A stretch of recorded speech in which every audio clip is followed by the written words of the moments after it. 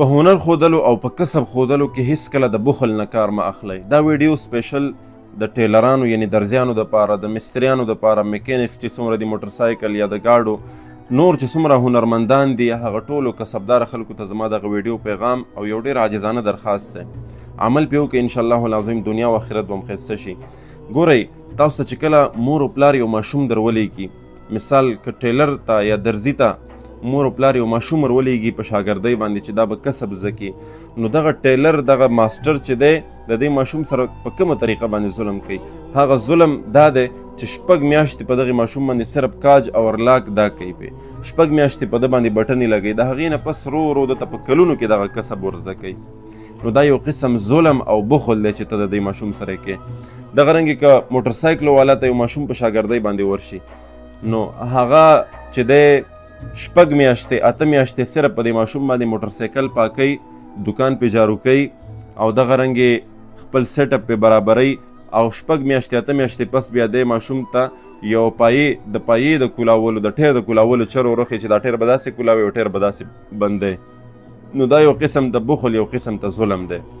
دغه رنګې هر یو کسبدار په دې خپل کسب کې ظلم نه او د بخل نه کار اخلي.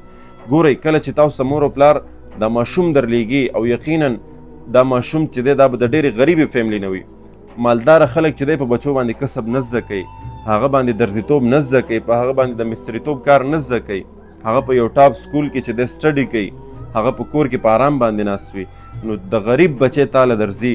بیا چې کله دغه مور او پلار دا بچی تاسو سره روزانه درلیږي، سهار په ده باندې ناشته وکړي، چې مې خوراک پې وکړي او په دې امید سره یې درلیږي چې دا بچی به زما کسب زده کړي، سبا به دا زما دپاره چې دی 100 روپۍ به ګټي او د دې ماشوم نه د خپلې مور او په کور کې د ناستو خویندو ډېر غټ غټ امیدونه وي. هغه چې کله تاسو ته درشي نو هغه تاسو بیا داسې ظلم ورسره کوئ. حدیث مبارک کې راځي لا یرحم الله من لا یرحم الناس، الله تعالی په هغه چا باندې رحم نه کوي څوک چې په خلکو باندې رحم نه کوي. دا هم تاسو رحم خو نه کوئ، دا خو تاسو ظلم کوئ. او بل حدیث واورئ، حدیث مبارک کې راځي رسول الله صلی الله علیه وسلم فرمایي چې کله تاسو د یو مسلمان سره په دنیا کې د اسانۍ او د رحم معامله وکړي، الله تعالی به د قیامت په ورځ چې څومره سخته ورځ ده، په دې سخته ورځ به الله جل شانه تاسو سره د رحم او د اسانۍ معامله وکړي. اساني څه ده؟ چې یو ماشوم ته کار چې دی هغه په یو کال کې زده کولی شي، نو ته پې 2 کاله مه تېروه.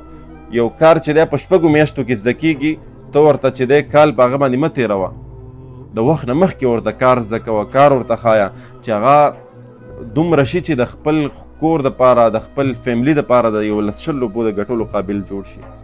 دا سړی به دغه شاګرد به سبا مزدوري کوي، محنت مزدوري به کوي حلاله، او دا به خپل کور ته خپل فیملي ته چې دی خوراک او د ضرورت سامان وړي، الله جل شانه په دې کې تا ته اجر درکوي. دا یو صدقه جاریه ده.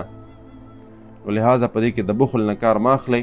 امید ده انشاءالله العظیم چې تاسو به زما د دې خبرو سره اتفاق کوئ، یعنې ډېر کسب کوونکي به زما دا ویډیو تاسو اوس ګورئ. دا ویډیو سپیشل ستاسو دپاره ده او امید ده چې دا خبرې به تاسو مخکې د چا نه نه اورېدلي، او زما کوشش دا چې زه تاسو ته هغه موضوع، هغه خبرې در وړاندې کړم چې په هغې کې ستاسو د دنیا او د آخرت ګټه وي. نو انشاءالله العظیم زما په دې خبرو باندې به عمل کوئ او د رحم نه به او د سخاوت نه به کار اخلئ. خپل آنلاین قرآن او دینی علوم زده کول غواړئ او یا خپلو بچیانو کشرانو ته په خپل کور کې په خپله نګرانۍ کې آنلاین د قرآن حفظ، ناظره، تجوید، قاعده، مسنون دعاګانې، د اودس، د غسل مسائل، څومره چې دینی مسائل دي دا ور زده کول غواړئ، نو هم نن زموږ په دې بیت العتیق آنلاین قرآن اکیډمۍ کې ایډمیشن وکئ، داخله وکئ.